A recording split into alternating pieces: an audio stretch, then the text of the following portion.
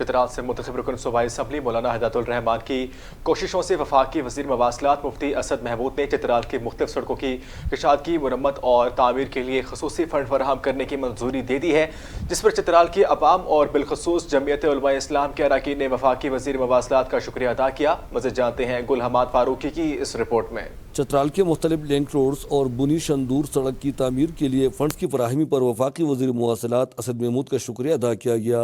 ضلع پر چترال کی ضلعی ہیڈ کوارٹر بونی میں رکن صوبائی اسمبلی مولوی ہدایت الرحمان کی زیر نگرانی جمعیت علماء اسلام کے اراکین کا ایک اہم اجلاس منعقد ہوا۔ اس اجلاس میں جی او آئی کی ضلعی حصیداران، تحصیل اور ولیج کونسل ذمہ داران، منتخب بلدیاتی ناظمین اور کونسلر نے بھی شرکت کی۔ اجلاس کا بنیادی مقصد جماعت کو ضلع سے لے کر ولیج کونسل کی سطح تک فعال بنانا ہے۔ اجلاس میں رکن صوبائی اسمبلی مولانا ہدایت الرحمان کی کوششوں سے وفاقی وزیر مواصلات مفتی اسد محمود کی خصوصی ہدایت پر چترال میں سڑکوں کی تعمیر اور مرمت کے کام میں تیز دلانے پر بھی ایم پی اے اور وفاقی وزیر کا شکریہ ادا کیا گیا۔ اس موقع پر منتخب کونسلر نے کہا کہ حزب اختلاف میں رہ کر بھی ایم پی اے نے بے شمار ترقیاتی کام کروائے، جس نے ثابت کیا کہ یہ جماعت غریبوں کا اصل نمائندہ جماعت ہے۔ چترال میں NH کے ذریعے سڑکوں کی تعمیر اور مرمت پر ایم پی اے کے ساتھ ساتھ جماعت کے دیگر اراکین نے بھی وفاقی وزیر مواصلات کا شکریہ ادا کیا۔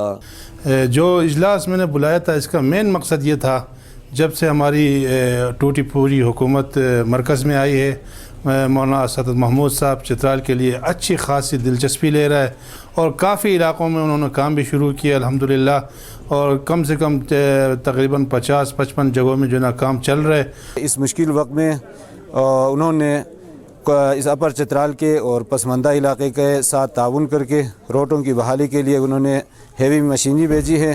ایم پی اے ہدایت الرحمان صاحب کا اور اسد محمود صاحب کا شکریہ ادا کرتا ہوں کہ انہوں نے مشکل وقت میں اور ہمارے جو روڈ متاثر ہوئے تھے ان کے ریپیرنگ کے لیے ہمیں ڈوزر اور ایکسکیویٹر کا بندوبست کیا۔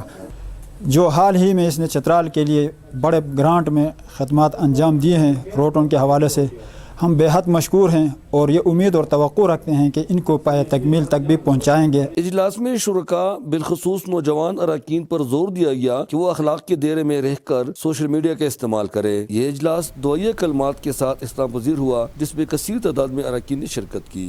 اخوندزادہ گل حماد فاروقی، بونی ضلع پر چترال۔